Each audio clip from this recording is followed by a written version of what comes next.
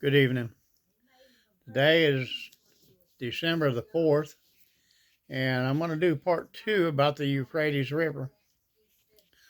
There's so much information out there on it, and it varies widely. I believe in trusting the biblical reports on it because when you start looking at the stuff from the secular world, it just goes way into left field, and I just don't feel like it's treating it accurately. The part I'm going to share tonight is going to be from Got Questions.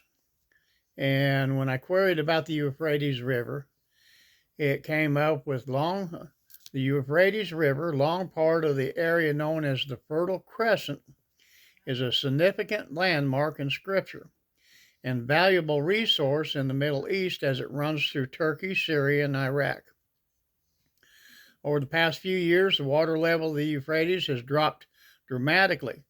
The drying up of the Euphrates has revealed several ancient ruins and a cave.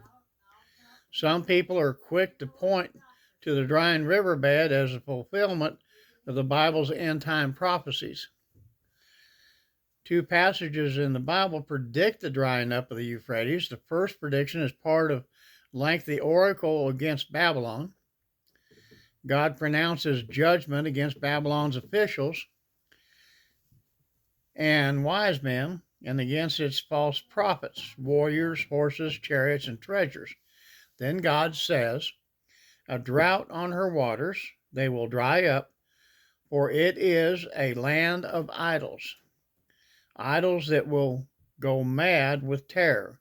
That's in Jeremiah 50, verse 38. The waters of the Babylon are the Euphrates and the Tigris rivers. Both rivers are drying up now. Are we witnessing the fulfillment of Jeremy's prophecy? The second prediction of the Euphrates drying up comes as part of the seven-bowl judgment in Revelation.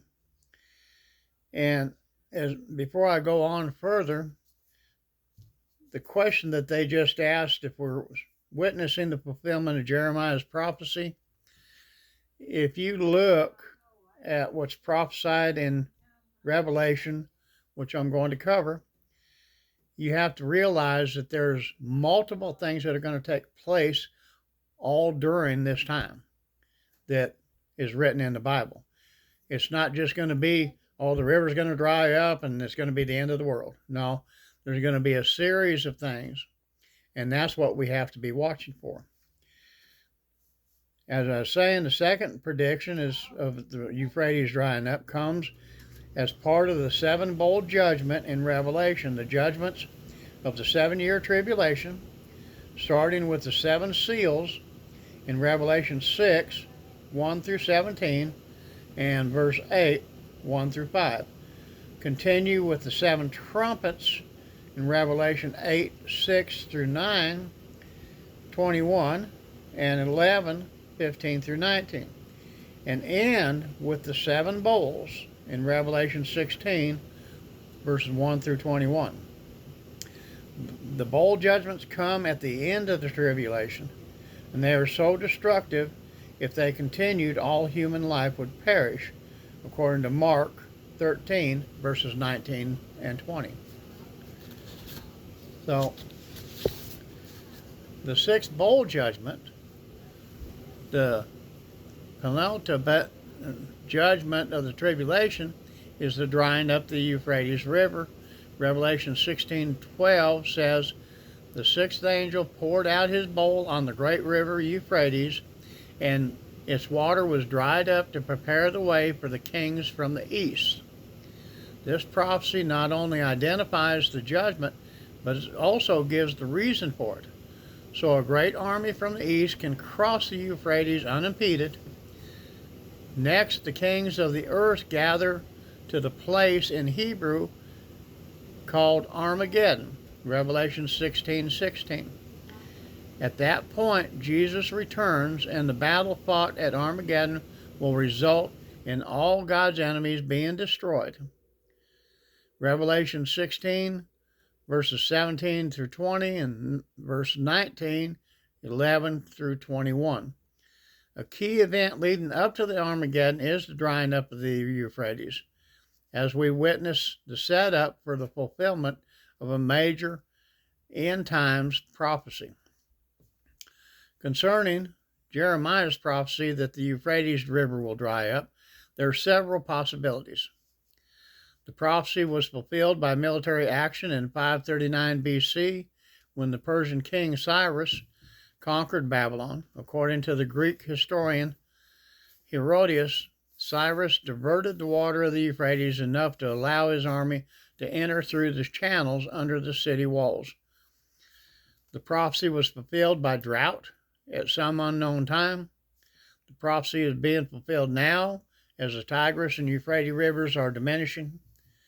Or the prophecies will be fulfilled during the Great Tribulation, corresponding to the sixth bowl judgment in Revelation 16.